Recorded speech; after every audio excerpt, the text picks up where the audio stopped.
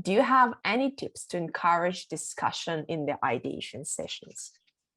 I think first, you have to provide context, right? I think people, when they have context, they engage because they know about the subject and they can collaborate.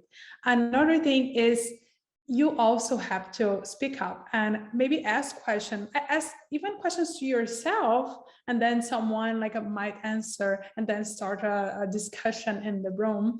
Because we do know there are people that are more quiet, people that are more talkative, and that's okay. You have to respect the way people are, but if you can incentivize a little bit, asking those type of questions, providing the context as I mentioned, so, and even preparing them beforehand, so sending materials so they feel that they have like a fully an understand of what will be discussed during that session, so they can come prepared. I think that's a good point.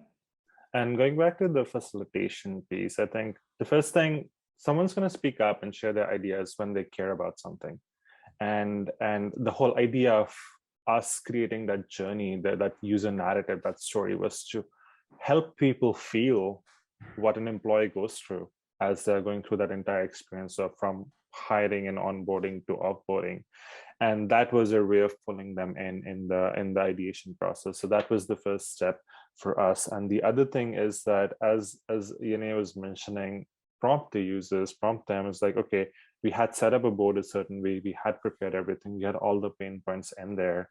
And we would be like, okay, we are not seeing anything for this specific one. Do you have any ideas? Can anyone go there and put in their ideas there? So prompt them.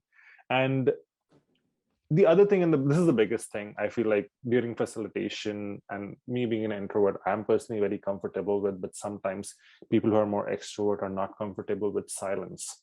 I would say be comfortable with silence, because silence just means that you have a lot of information on your board. People are reading through that, processing that, and thinking about it. It doesn't mean something is wrong. If in the next 5, 7, 10 minutes, you start seeing people actually going in there and typing things out, it means it's working. And the other thing with silence as a facilitator is that it makes things a little awkward for your audience. So they feel the need to fill the silence and they would eventually speak up. So try not to fill the silence yourself, so that your kind of audience or the people that you're doing the ideation session with feel like, oh, they need to speak up because this is getting awkward. So it's something that I tend to use a lot as well in the way I facilitate.